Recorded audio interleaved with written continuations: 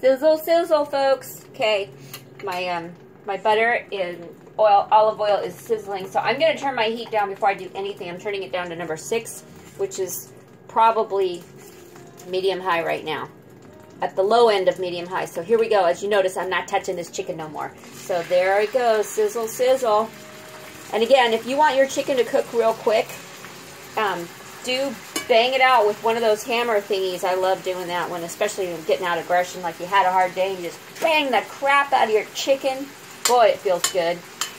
And, ew, there's some more of that on there. Ew! Get off. Go away. Yuck, I don't want to touch it. Woo! Anyway, okay, there it is. So, now I need to season my chicken. This piece does not want to... I gotta touch it, folks. I don't want to touch it. Oh, God. Yuck. Okay, gotta rinse the hands again, even though it's just me and the hubs, and you know I'm not that big on hand washing when it's just the hubs and me. You gotta wash your hands when you're dealing with chicken because it's disgusting and you can get salmonella and whatever else. God knows what else chicken's got. Diseased chickens. Anyway, I always wash my hands a lot. I'm just kidding. Please wash your hands, folks. It's really important that we don't serve food to people with contaminated. But every now and then, when it's just the hubs and me, like I said, I kind of cheat. But if I ever cook for you guys, don't you worry. I've washed my hands 20 times. Okay, so now I'm just seasoning up my chicken with salt and pepper. Looks really good. Can you see that? I think you can see it. It's in the pan. Again, I'm dealing with phone issues. You know, I try to get my phone. I got to get this. This got to go. That's just got to go. There we go. Trash. Okay. I'm back. All right, so there's quite a bit of oil going on in here. So what I'm going to do, well, first of all, I just realized I need to preheat my oven. So I'm going to put it on the top rack. And what should we bake this at? Geez, I don't even know. I'm going to start with 375. You could probably do 350 if you want, but I just know cooking chicken, 375 is a general rule of thumb for me. You can actually cook your chicken at like higher than that, like 400. So years and years ago, I had a dear friend of mine named Barbie, who I loved when I lived in California, and she ran a small catering business. Well, actually, it wasn't that small. She used to cater to the stars in Los Angeles when I was living out there. Yeah, I'm doing a little more seasoning, folks. And she used to prepare meals for certain sitcoms like Night Court and... Remember Night Court from the 80s? I'm going to turn this over now and season the other side. Anywho, she... I can't remember all the shows she worked on, but she was pretty amazing. So, season the other side of your chicken. I'm kind of wishing I'd bang this out because it's going to take a while to cook. You know what I should do? I should take it out right now before it cooks anymore and slice it in half, like on a plate or something. I think I'm going to do that. Then maybe it'll cook more evenly. Sometimes I just kind of do things on the fly because I don't know. Well, I don't know. Yeah. So, hey, folks, if you don't feel like banging out your chicken and getting out all your aggression, and you feel like these chicken, I mean, these chicken breasts are big. So, what I'm going to do, I'm going to move my cast iron skillet off the heat. I'm going to scoot over here, and I'm just going to try to slice these chicken breasts lengthwise so that they will cook a little faster. And to make the hubs happy, oh, I need a fork too because I don't want to touch that chicken. So I'm going to use the real knife that the hubs is always encouraging me to use. And here we go. I'm just going to slice into my chicken breast. Yeah, this will make it cook more evenly. And again, I'm not like the best when it comes to cooking chicken this way. I am really successful. Oh, but that butterfly, like, that opened it up really nicely. You see that? That's gorgeous. So I'm going to throw that into my cast iron skillet.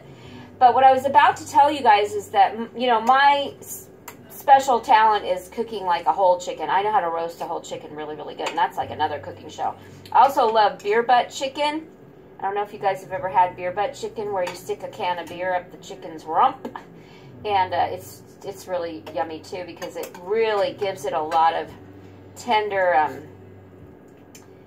It like steams your chicken. Oh, these really just butterfly beautifully. So back into the pan they are going. I'm gonna hang on to my fork here so I can lift them up. Hi, Brenda Lee. She, Daddy was kind enough to take off her sweater. Okay, my cast iron skillet is not too hot, so I think I can pick it up. Let's put it back on the heat. See, this is crazy cooking with Joelle. You always have to improvise. You gotta kind of get creative. Look at that though, folks. Yeah, that's going into the pan. Now that's gonna cook way better than if I hadn't sliced them open. Here's another one. Don't fall. Into the pan you go. And then here's like a little piece for Brenda Lee. Brenda, look what you get later. That's perfect size for her.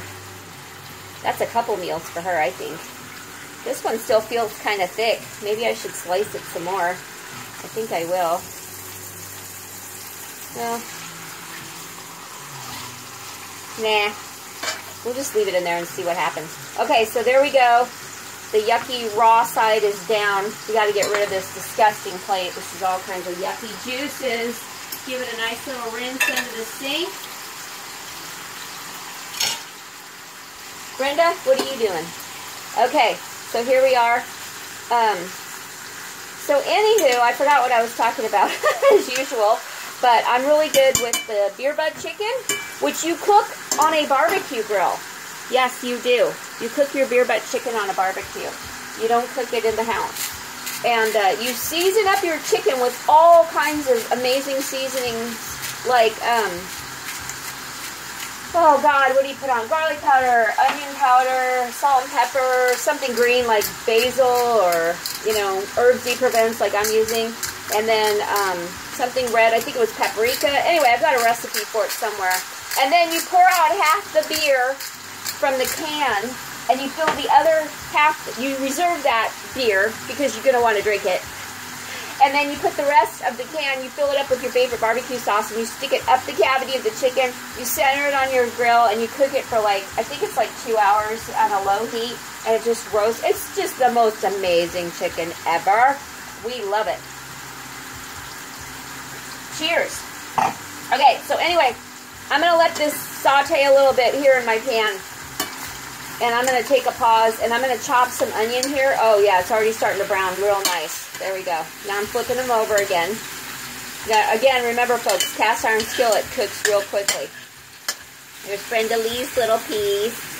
Flipping that over. Okay.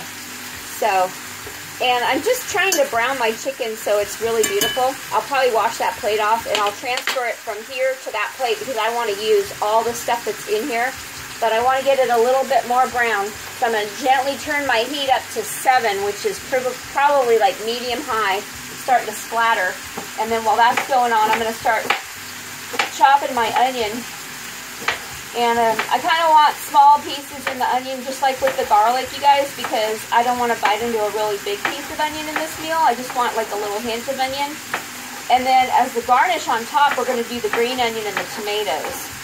Now those are going to go in last because you don't want to overcook those beautiful orange-looking tomatoes. If you're a big tomato fan like me, I love tomatoes. I love tomato season. I can't wait. I used to try to grow tomatoes when I lived in Colorado. I was very unsuccessful because for those of you who live in Colorado and are watching this show, everybody knows that, you know, the growing season out there is very, very short. And you get hit with things like snow in May or as early as September, or you get hit with, in fact, my children who still live out there said they did have a snowstorm not too long ago, and I think it was late September or early October. I couldn't believe it. And here in Washington, we have a saying, you just put it in the ground, you give it a little water, you give it a little love, and then it grows. My husband's always going, he always says things like this to me. If you plant shit out here, it grows. Well, I hate that bolderness because, I mean, I don't plant shit. I actually plant wonderful things. But, anyway. things grow out here, and I'm really pleased about that because I was very frustrated for 20 years living in Colorado and nothing grew. Okay, so I think that ding ding ding was my oven. It's now preheated to 375. My handle is getting more and more hot. I'm going to have to use a pot holder. I'm flipping my chicken again, nice and brown on each side. Not quite yet where I want to remove it. So I've chopped my onion. I'm going to chop some celery and the green onion too, and I'll be back.